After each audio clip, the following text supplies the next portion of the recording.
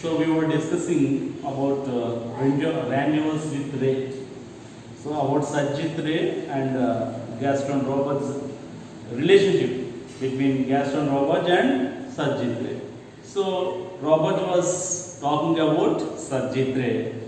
So we have stopped discussing about Robert talking about Satyajit Ray character and what kind of person he was and how their friendship was grown. That was they were talking. So here from there I am continuing you. It was a very quiet friendship. This was over. I think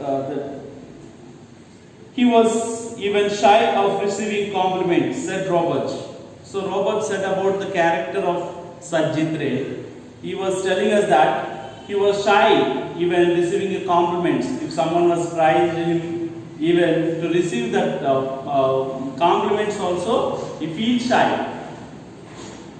To Robert, the greatest mark of Ray's appreciation for him was that to Robert, the greatest mark of Ray's appreciation.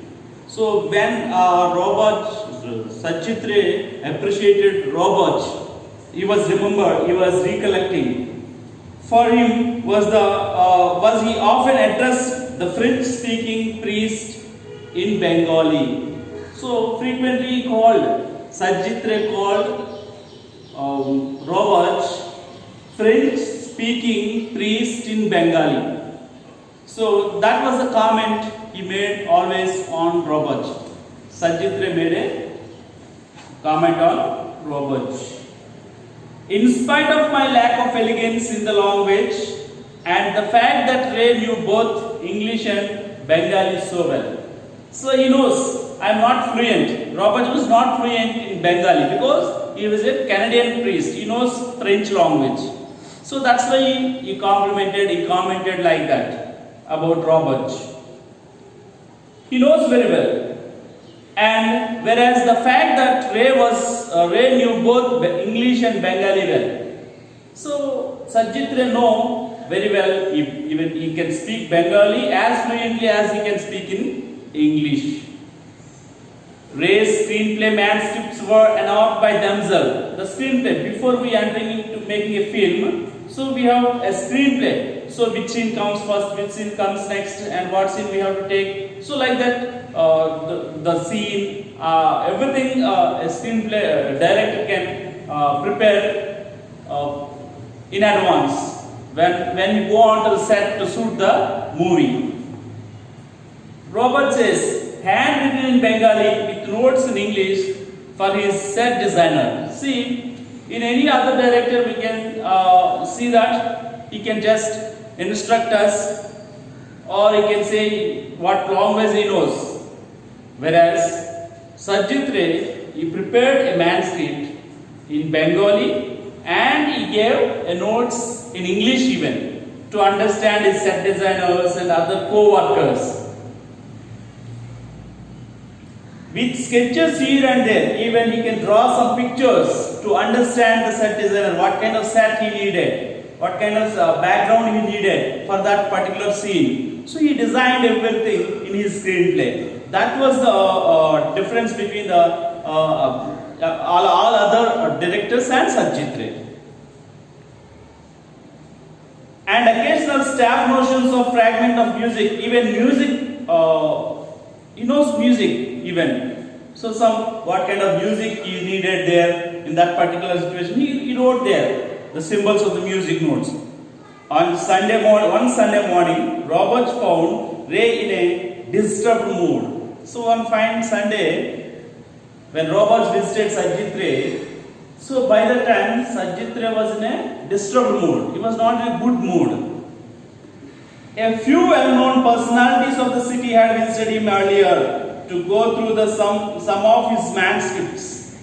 Actually, some of the well-known personalities of Calcutta, that means some politicians, visited Satyajit Ray. So they want to see the manuscripts. They have gone through the manuscripts of Satyajit Ray, so which he is going to make a film. After they left, Ray found the Charulata screenplay missing. After these well-known persons left the house, after searching the screenplay, the manuscript of his already prepared for the movie Charulata, that was missed. So that was not there. Ray was almost sure who was the culprit was. Ray know very well who is the thief, who stole his manuscript. I asked him whether he planning to take any action. So Robert asked Sajjit Ray, as you know very well who has stolen your manuscript of Charulata screenplay, so will you take any action against him? Ray said and explained to me. He said no and explained to me that he did not want to hurt the reputation of the person. He don't want to hurt the reputation. Reputation means name and fame of the person who stole his manuscript. So I don't want to take any action against him. I was absolutely stunned by his human concern, said Robert. So Robert stunned. See, for many days he sat there and prepared a manuscript. In the fraction of seconds, somebody has stolen, and he knows very well, and he is not willing to take any action against that person. So that is the human concern towards a fellow man. Because that fellow, the particular fellow, is a politician, is a reputed, he has a name and fame in his city. So that's why I don't want to hurt his name and fame. So that's why I am not going to take any action. So this is one best example to say that his human concern, Sajjit Ray's human concern towards his fellow man. Like Rabindranath Tagore, Ray stored his time like a closes. See, during Rabindranath Tagore period, how rich in literature with his poems, his writings, short stories, dramas, plays. In the same way, during Sajjit Ray's period in film industry, his name is there in all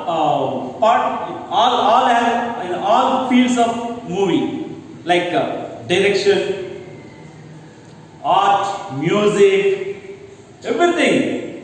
So Robert writes, it is as if all Bengal was in Manita. Manita means Sajjit Ray was used to call Manita by his fans. So as if all Bengal was in Manita. So it is best example to say that all the Bengali, the rich, the poor, the peasant, everybody is there in his, every character is there in his movie. So in his manuscripts, so in his movies. So the rich and the poor, the powerful and the humble. The rich people also depicted in his movies. The poor people also depicted in his movies. The powerful people are the humble people. The peasants and the city person. The peasants means farmers. And even the city dwellers. That means the city lo ఉండేటువంటి ప్రజలు. So అందరినీ చూపించాడు. Children, teenagers, పిల్లవాళ్ళ ఎమోషన్స్ని, teenagers ఎమోషన్స్ని, adults, పెద్దవాళ్ళు, and old people, ముసలి వాళ్ళు. So men and women, ప్రతి ఒక్కరిని స్పృశించాడు. ప్రతి వ్యక్తిత్వాన్ని తన సినిమాల ద్వారా చూపించే ప్రయత్నం చేశాడు. దట్స్ వై రాబర్ట్ ఏం చెప్తున్నాడంటే all Bengali was in Manikda. So Satyajit రేలో అంటే సజ్జిత్ రే తీసినటువంటి సినిమాల్లో బెంగాల్ మొత్తాన్ని చూసుకోవచ్చు అని. Philosophically too, Robert feels Ray took off where Tagore signed out. తాత్వికంగా చూసుకున్నా కూడా రోబర్ట్ ఏం చెప్తున్నాడంటే ఎక్కడైతే టాగోర్ విడిచిపెట్టేశాడో, ఏ అంశాన్ని తన రచనల ద్వారా ప్రజల్లోకి తీసుకువెళ్ళాలి అనేటువంటి ఏ భావాలను తీసుకువెళ్ళాలి అనుకుని తన ప్రయత్నం చేశాడో, ఆ ప్రయత్నంలో చనిపోయిన తరువాత అదే విషయాన్ని టాగోర్ లానే సజ్జిత్ రే కూడా అదే విషయాన్ని తను కూడా తన మనసులో ఏదైతే విషయం ఉందో దాన్ని ప్రజల్లోకి తీసుకువెళ్ళేటువంటి ప్రయత్నం తన సినిమాల ద్వారా చేసే ప్రయత్నం చేస్తాడని చెప్తున్నాడు. If one compares the last major piece of Tagore. So if you want to compare the last before his death, Tagore, what the poetry what he wrote, Sabhyata Sankat, under the title Sabhyata Sankat, Crisis of Civilization అనేటువంటి విషయం పైన సభ్యతా సంకట్ అనేటువంటి టైటిల్తో రాసినటువంటి last prose piece ఏదైతే ఉందో, which he wrote at the beginning of the second world war. Tagore ఎప్పుడు రాశాడు ఈ విషయాన్ని? రెండవ ప్రపంచ యుద్ధం ప్రారంభం రోజుల్లో ఈ సభ్యతా సంకట్ అనేటువంటి ఈ అంశం పైన రాయడం మొదలు పెట్టాడు. Which contains his immortal dictum that in spite of what was happening, it would be a sin to lose faith in man. So అప్పటికి తను రాసినటువంటి ఆ రచనలో ఏ విషయాల గురించి రాశాడంటే, తన మాటల ద్వారా, సో డిక్టమ్ తన పదాలు అంటే నీతి వాక్యాలు, నీతికి సంబంధించినటువంటి అంటే మనం మొరాలిటీని ఎలా కోల్పోతున్నాము అనేటువంటి అంశం పైన అతను రాయడం జరిగింది. సో అలాగే మనకి అప్పటికి సెకండ్ వరల్డ్ వార్ నడుస్తుంది కనుక, సో మనకు అక్కడ ఏం జరుగుతుందో, రెండవ ప్రపంచ యుద్ధంలో అది యుద్ధం ఎందుకు వచ్చింది, ఏ అంశం పైన వచ్చింది, సో అక్కడ ఏం జరుగుతుంది అనే విషయాన్ని చూసుకుంటే, కేవలం లూజ్ ఫెయిత్ ఇన్ మ్యాన్, వ్యక్తి ఇంకో వ్యక్తి పైన విశ్వాసాన్ని కోల్పోవడమే దీనికి కారణం అని చెప్తూ రాశాడు. అండ్ ద లాస్ట్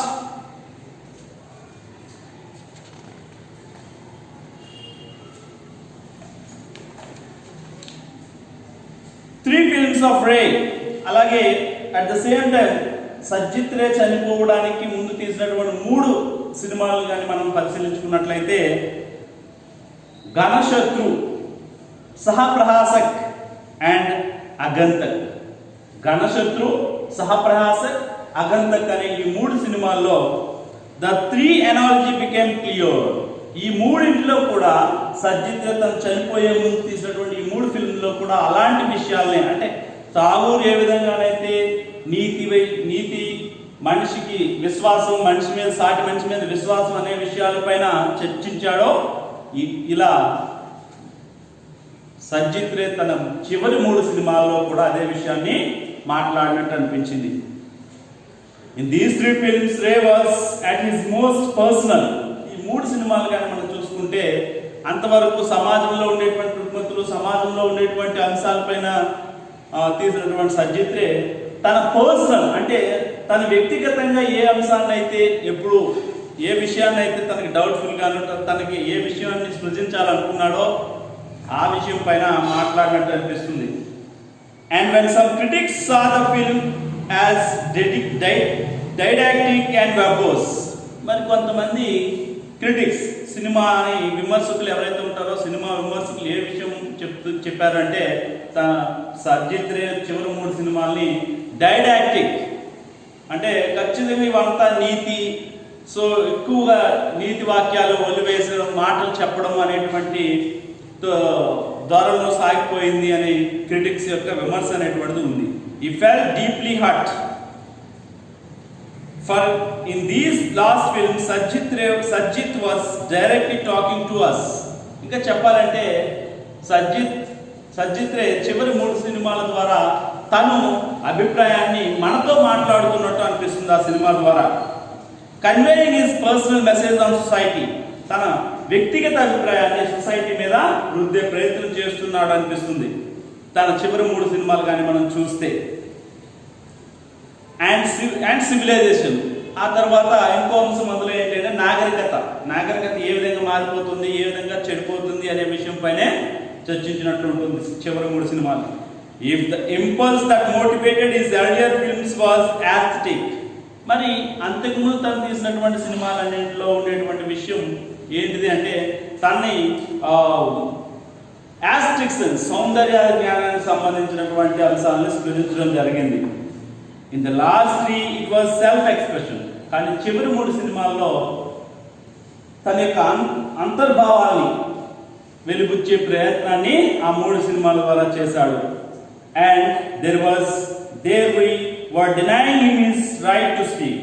సో అలాగని మనం అతని మాట్లాడే హక్కు, భావ ప్రకటన హక్కు అతనికి ఉంది, ఆ హక్కుని మనం నిరాకరించలేము.